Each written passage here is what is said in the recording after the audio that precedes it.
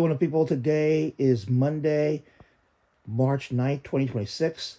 The global impact, To what's come back happening online, and they in produce Iran anywhere between and around the 2 and 4 million world. barrels a day. They sell it largely to Russia and other parts of the world. They're not going to be coming back online anytime soon, nor would they probably be likely to allowed to sell it elsewhere in the world if the U.S. imposes further sanctions absent regime change or a change of attitude, if you will, on the part of the existing regime. And then quickly putting things back together, not really.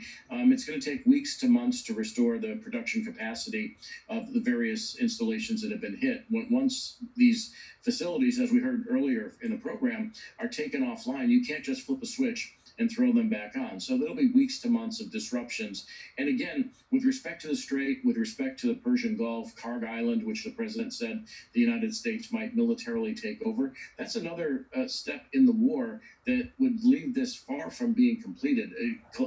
Taking over that island and the terminal through which a lot of these goods pass, and then also having a rite of passage with U.S. naval escorts through the strait is an enormous undertaking. So if that's really ultimately what the president has in mind, this is a much longer process than he certainly admitted to today.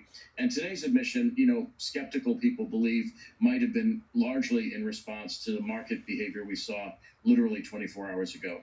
Then let me just ask Ron, because every big investor I spoke to in the last 36 hours said no matter what is happening on the ground, Trump's going to claim victory, pull up stakes, and get out of there to save the markets. Are you hearing the same thing?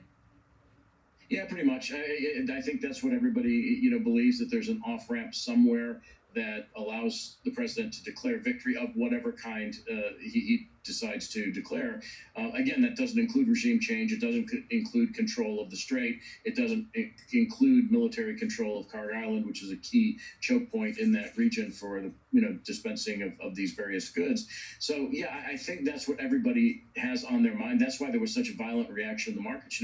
24 hours ago, the Dow was down 1,100 points, and oil, as I said earlier, was at $120 a barrel. Futures are a little soft tonight, but as you said, they rallied 200 points into the close today. And yes, just as the president said, I think this thing is almost over, and poof, the market closes down not so much. Peter, oil isn't the only resource that passes through the Strait of Hormuz. Help us understand sort of the ripple effect, because you got agricultural products, you got fertilizer. Sure. Yeah, fertilizer is a big one. Nitrogen is the chemical food stock for roughly half the food supply on planet Earth. The most important form of nitrogen fertilizer is urea. You need natural gas to make ammonia, which then gets turned into urea. 35% of the global supply of urea is right now on the wrong side of the Strait of Hormuz, and it can't get out to the rest of the world.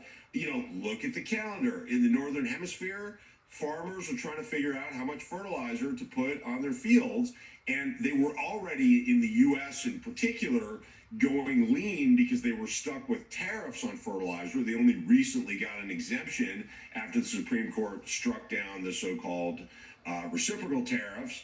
And so we start with low inventory and farmers waiting for prices to come down. And now prices are going way up. We've seen in Egypt, the price of urea has gone up something like 40% the last time I checked since the beginning of the war.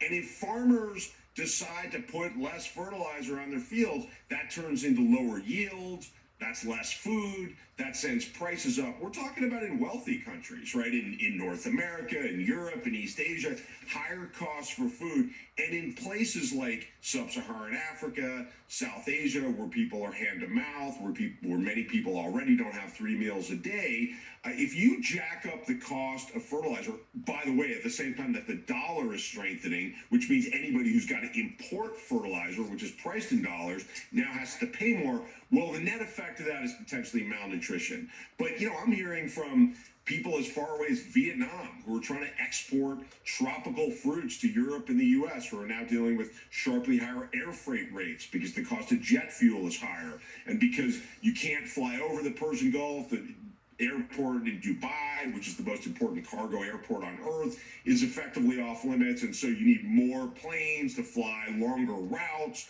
which means to compensate, which means you can fit less stuff on those planes.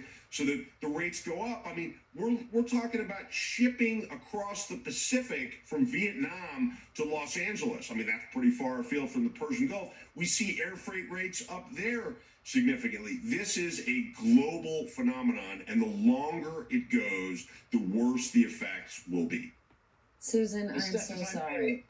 We have no more time. Susan, I had 11 more questions from you, but when I have these boys on, you just pull the string and they don't stop talking. Peter, Ron, thank you both for being here.